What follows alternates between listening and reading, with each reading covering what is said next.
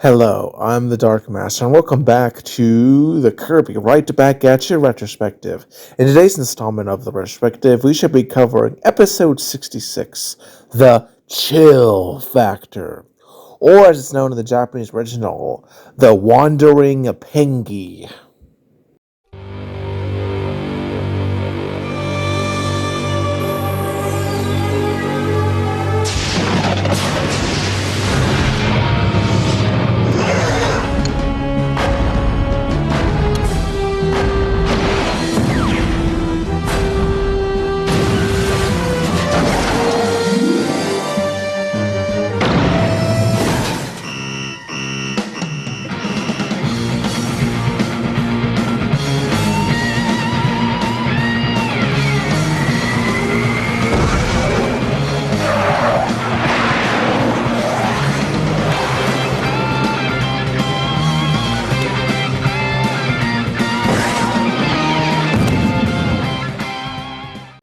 This episode was originally released in Japan on January 18th, 2003 as the 66th episode, while the English dub was released on March 20th, 2004 in North America, also as the 66th episode.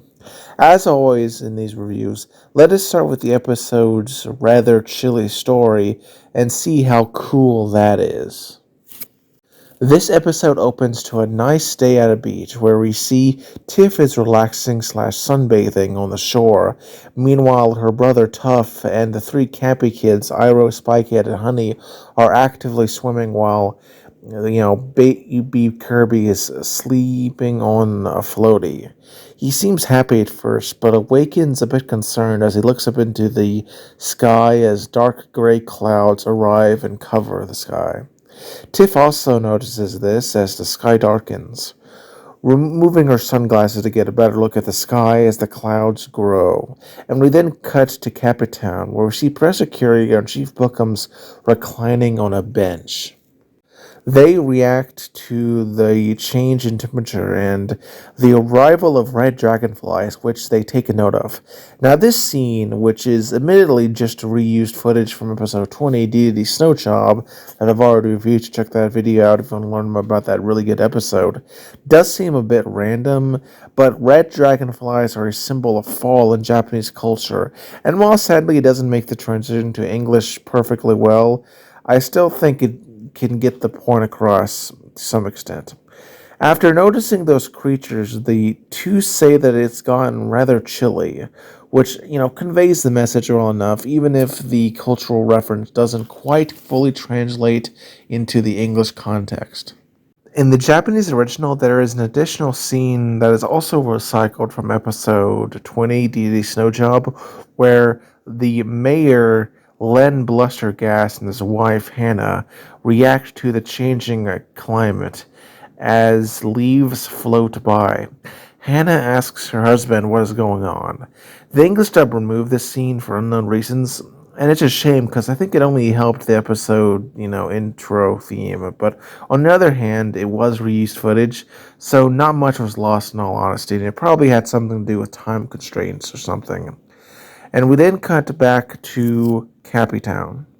Kawasaki joins Professor Curio and Chief Bookums, who comment on how odd it is to see such cold front, this time of year, with Chief Bookums admitting it has gotten rather chilly very fast. And Kawasaki points out that the only time this happened once before was during the events of episode 20, D.D. Snow Job with the Ice Dragon, which I've mentioned that episode twice before, so I won't repeat myself further. But Tiff points out, however, that Kirby got rid of the Ice Dragon. She is interrupted as she suggests something also may have, done something as Spikehead sneezes. Tuff points out that they should get their winter jackets, and Kirby also sneezes as we then cut to the jazzy intro. After the jazzy intro, we cut to outside the castle. The king is annoyed as Tiff confronts him for the weather suddenly changing. Escargoon says they need to chill out, but Tuff points out how it got cold suddenly, with Tiff saying they likely ordered another frost monster like Ice Dragon.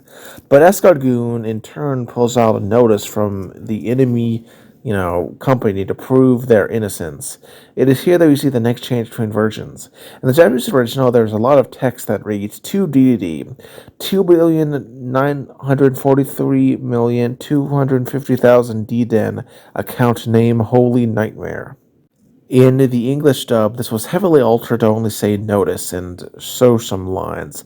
This was likely due to the name Holy Nightmare version not being used in the English dub, and lines are just a common trope when you see letters in cartoons.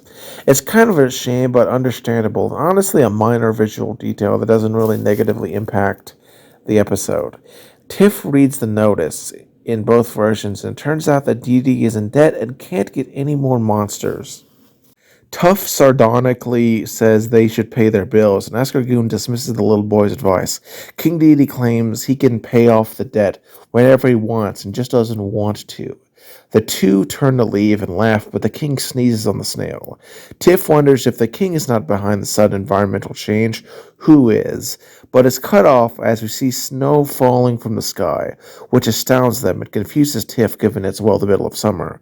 We then cut to back inside the castle as we see King Dedede and Escargoon complaining about how cold it is, like an icebox, with Escargoon shivering in his shell.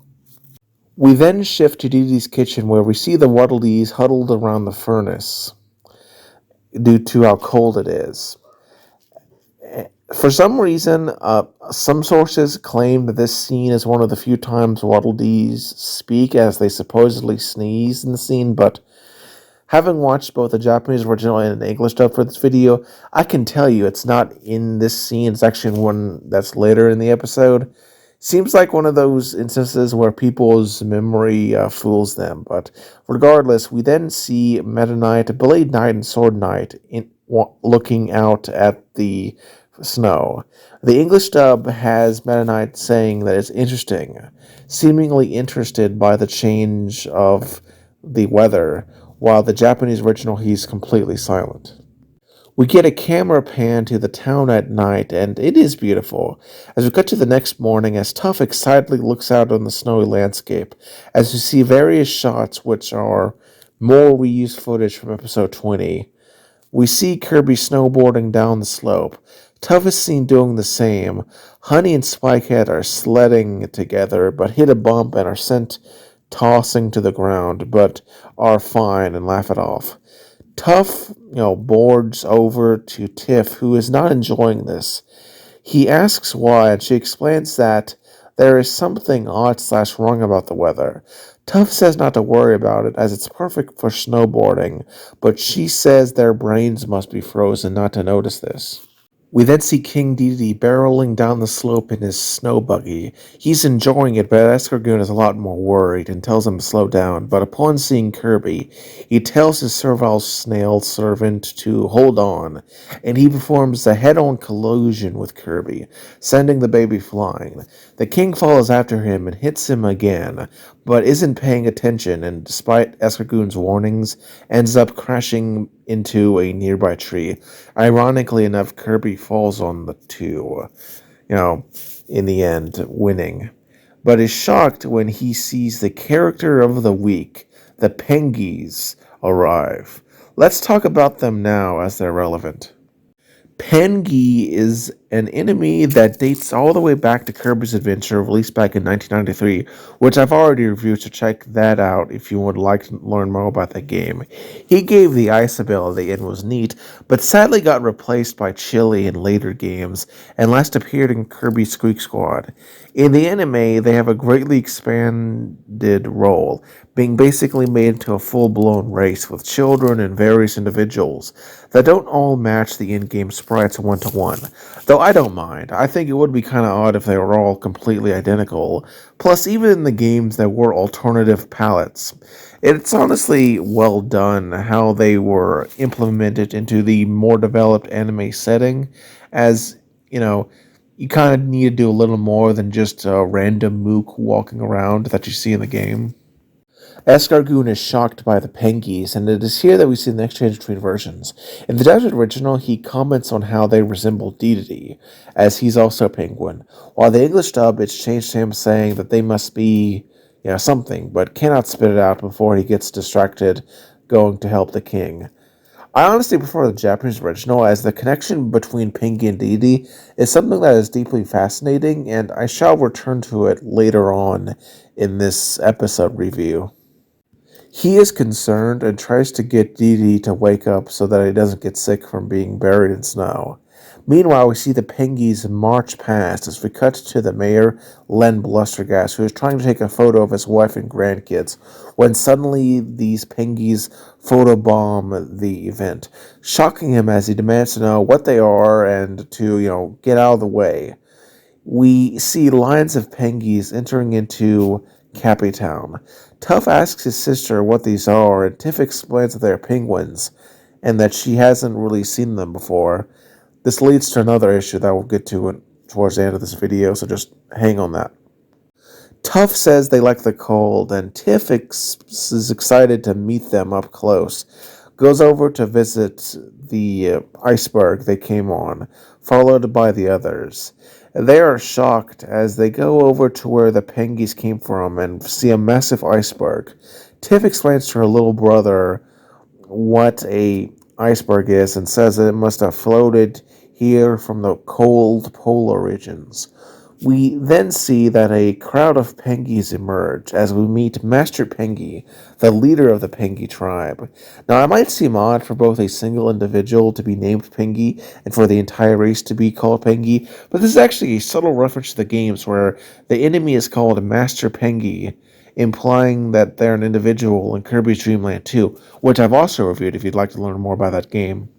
Speaking of the leader, Master Pengy not only most closely resembles the design from the game, which seems intentional, and as we shall see is a very interesting character in his own, his voice acting is frankly amazing in both versions. The Japanese original has the voice actor being Nobuo Tobita, who is a noted Japanese voice actor, most well known for voicing Camille Bidan for Mobile Suit Zeta Gundam.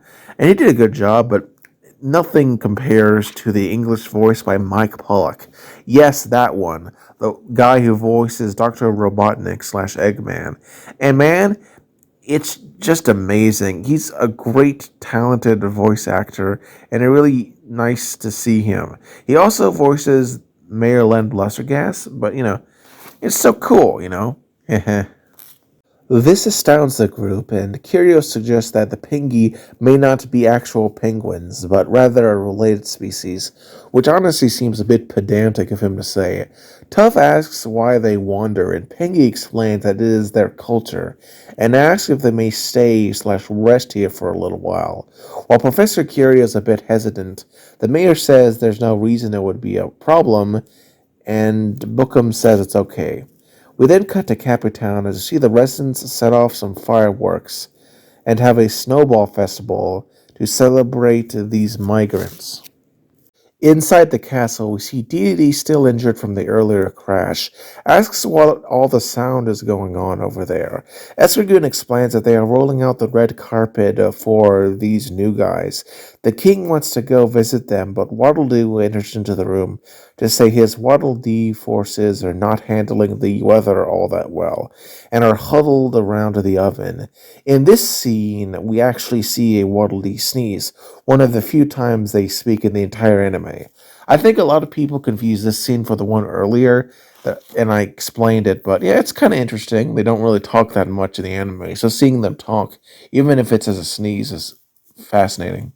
The king is enraged and says they're all fired for getting sick.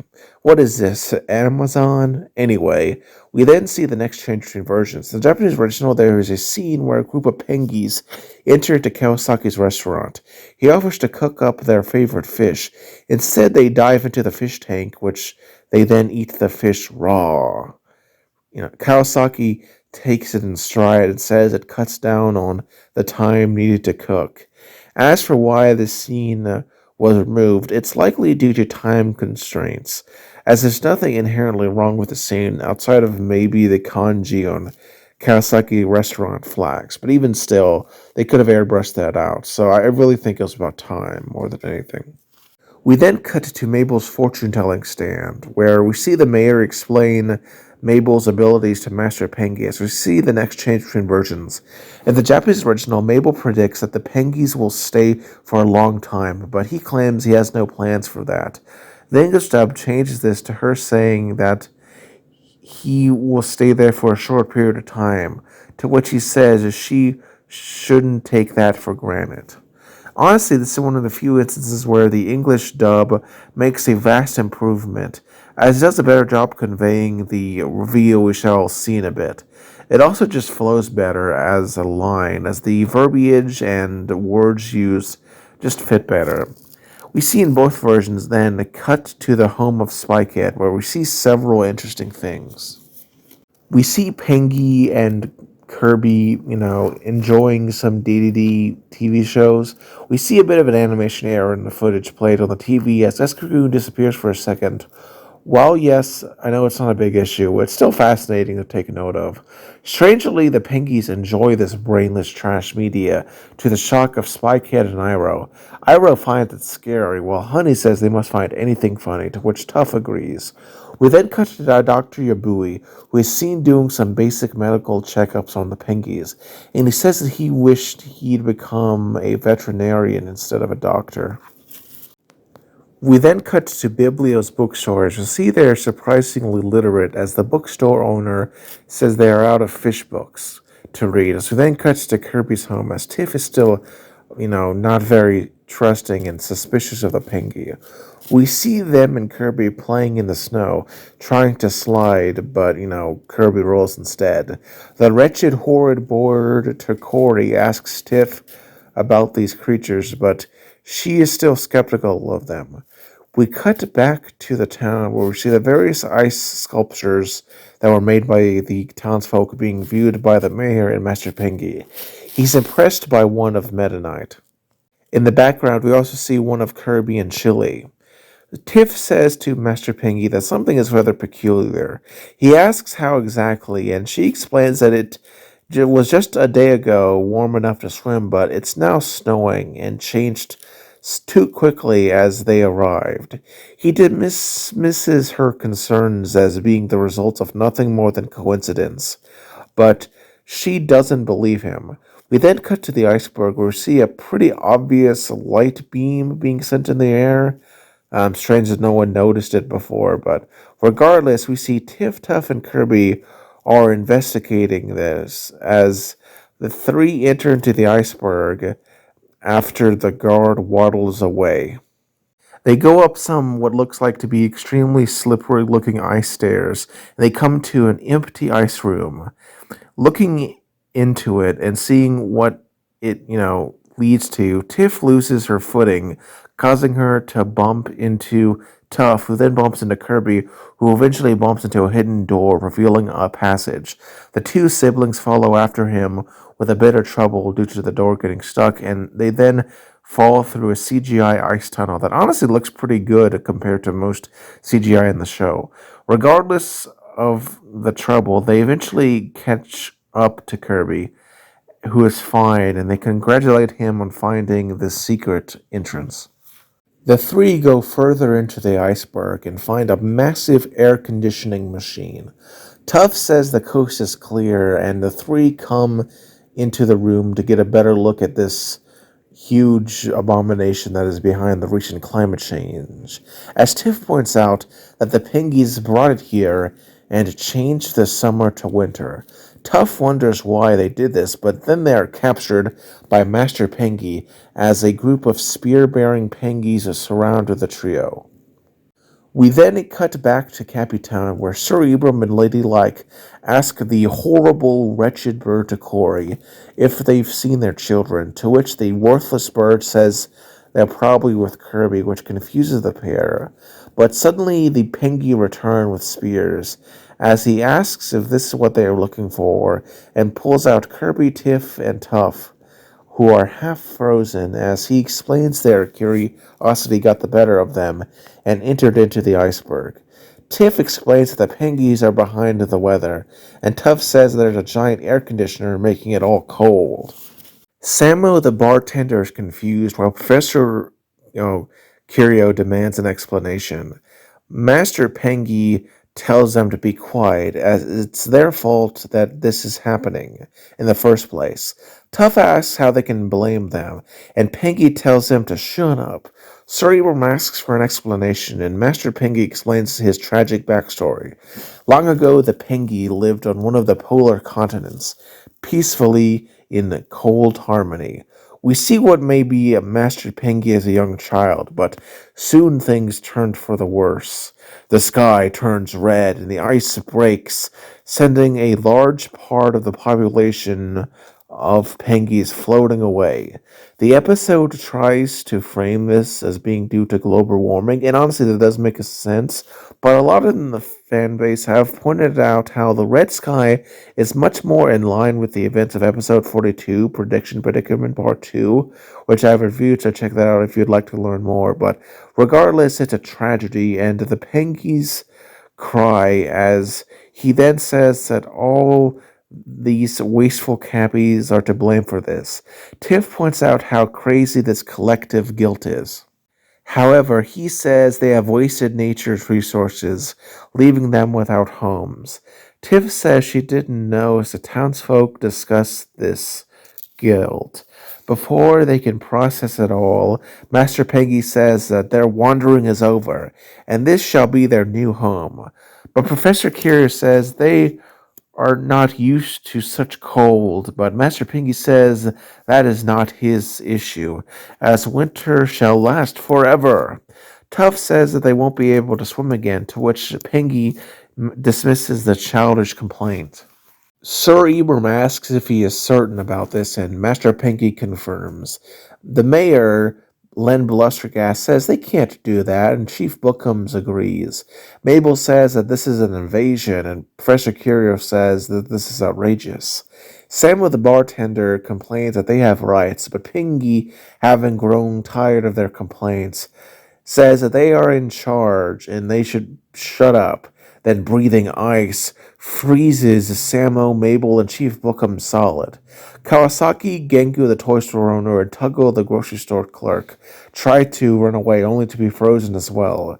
So are the mayor and Professor Curio. Master Pengy says this shall be a lesson to all who oppose them, and then they go to claim the castle. Tiff begs for mercy, as we then cut to Castle Deity, as we see that the king and his crew have kept to themselves warm inside the king's room. They chuckle on how the others are freezing, and they are able to enjoy the warmth, but their joy is cut short when water is poured on them, ruining their warming devices. The king is angered and demands to know who did this, but Escargoon points to the Pengys who hold the group at spear point. He then says DDD Dum's reign is finished, and he's in charge now. DDD rejects this, but Master Pengy threatens to freeze him. The king tries to save himself by offering up Escargoon, but in the end, both of the goobers are frozen solid by Master Pengy. We then cut to Capitan, where we see the Pengys have set up shop, imprisoning the populace in jail. We see Mabel is working something for Tiff, Tuff, and Kirby. The mayor and police chief Bookums ask for mercy as the kids need to go to the bathroom. With a grunt, the Pengys reluctantly let them out. Tuff really plays up the need to go to the bathroom.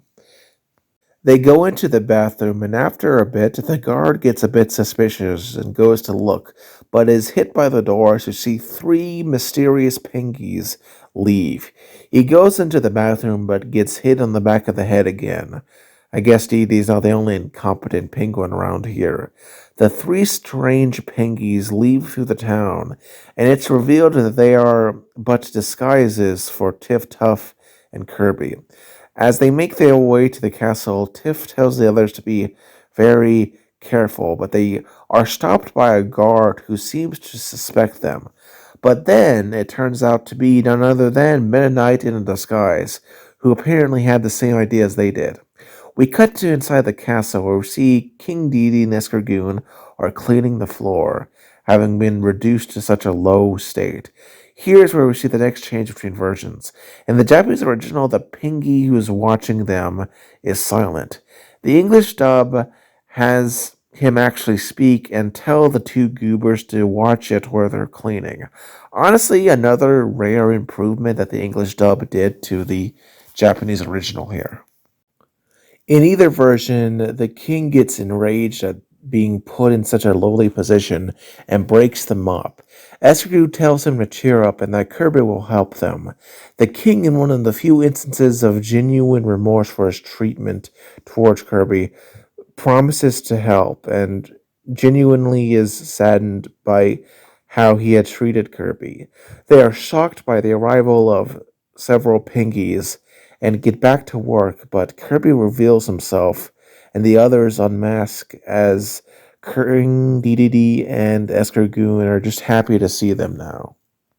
We cut to the throne room as we see Master Pengy react to some bad DDD infomercials, laughing, but it is cut short by the arrival of DDD, Kirby, Escargoon, Tiff, and the others. Tiff tells them not to fight, as Tuff explains Kirby will show him who's boss. He then challenges Kirby to a fight to see who will leave Dreamland. Then Master Pengy leaps up and breathes ice at Kirby. The group dodges as Master Pengy skis at them, calling the lot cowards, and breathes ice again. Tiff tells Kirby to suck it up, and he does so in order to become...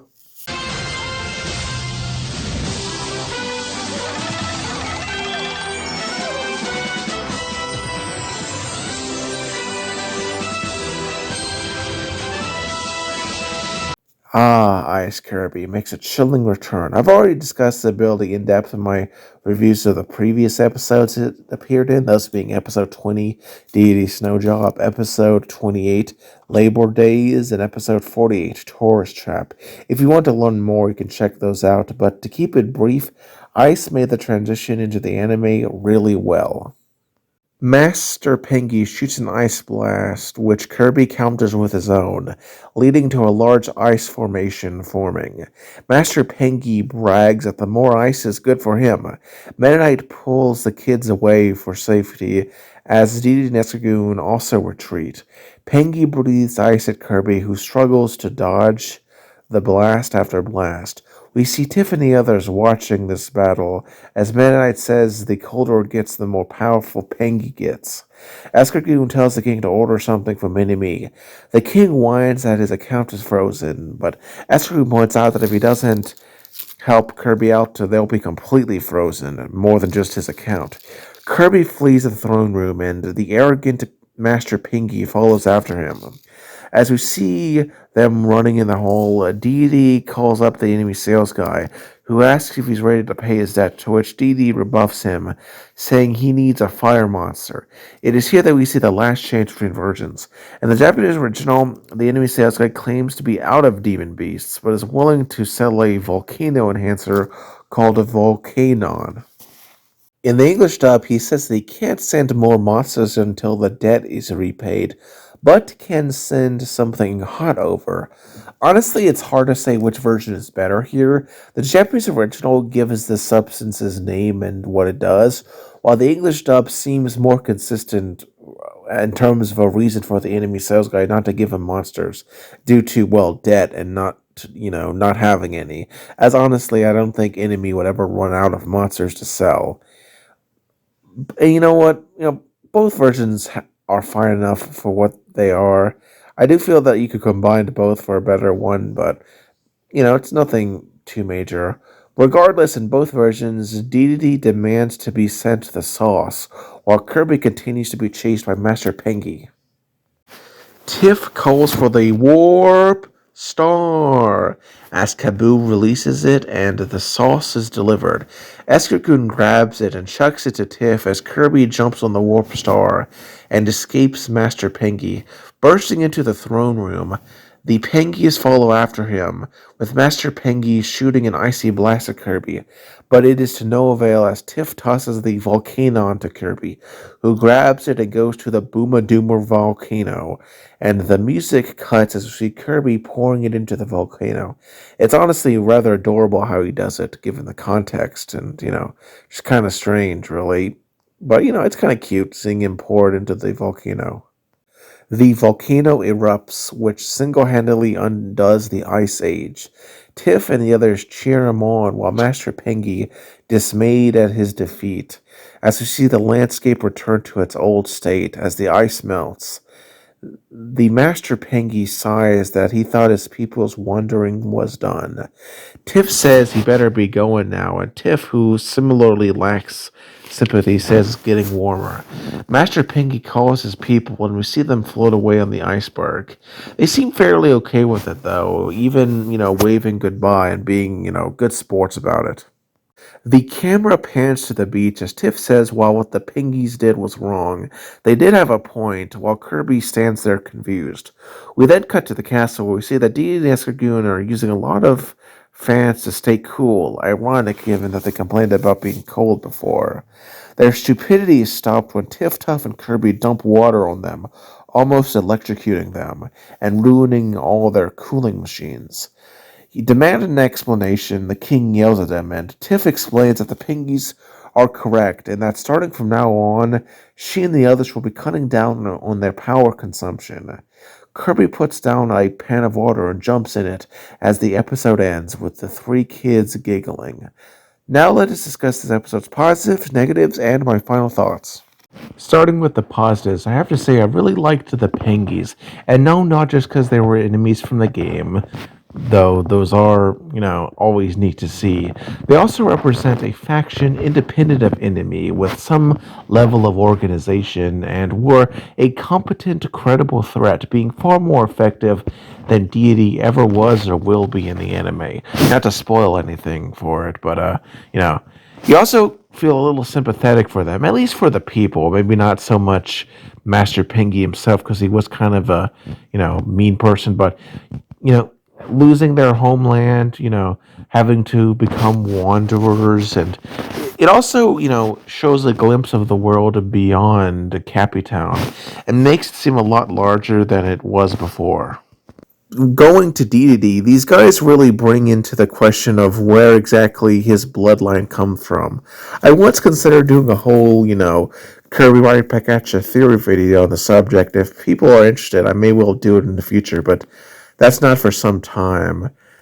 You could make the argument that, maybe it's sort of like the step in our world where, various ethnic groups emerged over time, but also in terms of, Dee himself, I thought that he was really good. This was a, different side of him where we got some of his inner thoughts on Kirby and shows he's not a completely one-dimensional grump. Speaking of Kirby, Ice Kirby was neat to see him again and utilized in a very fascinating way. It was interesting to see Kirby have to defeat the foe with smarts, not just using the ability to, beat the enemy of the weak. The other characters were well done. I really liked Tiff's reaction to the Pengys, and if did lead to one issue we'll get to in a little bit. But going on to the theme, now it's not unusual for this anime to explore environmental themes. In fact, we've seen that in several previous episodes. But this episode does cover a different sub-theme of environmentalism, that of global warming, which is a timeless message. In modern times, it's only gotten worse. Now, however, let's go into some of the negatives of this episode, which there are a few, but not really anything big. First, in terms of minor issues, some of the changes between versions were pretty not good. While yes, some were admitted improvements that I made note of earlier, the removal of the restaurant scene with Kawasaki was rather sad, as I thought it was pretty good. Another minor issue was the animation error, and the fact that this episode did in fact reuse a lot of footage. And unlike with, say, the Kirby quiz, it wasn't done in a way that was actually, interesting. It just seemed like a way, in this case, to cut down on, budget. Also, there's some issues that I've seen other people have is that in this episode, Tiff says she's never seen a penguin before, which doesn't really make sense since she's around King Dedede all the time, and he's also a penguin. So maybe it's probably due to the fact that the Pengys more closely resemble a stereotypical penguin than Dedede does, so she doesn't really recognize him as one, even though he technically is one. Another issue other people have pointed out that I don't necessarily view as an issue was that the total amount of debt that DDD had in the Japanese original was a lot less than the amount of debt he had in earlier episodes. I don't really think that's necessarily much of an issue, as it's very likely that he has been slowly paying off his debt, so it's unlikely it would be exactly the same as in previous episodes. Plus, this is episodic, so. Overall, these are some minor flaws, but nothing really significant enough to ruin this episode, in my personal opinion. Just minor nitpicks that, while yes, are interesting to take note of, don't fundamentally ruin this. Anyway, I'd highly recommend watching this episode. It's really great. It's not in like the top 10 or top 15, but it's still a really fun episode that I think you'll enjoy watching. Anyway, I'm the Dark Master, and if you liked this video, liked it, but if you loved it, consider subscribing and join me next time on the Kirby Right Back at Ya Retrospective. Take care and have a wonderful day.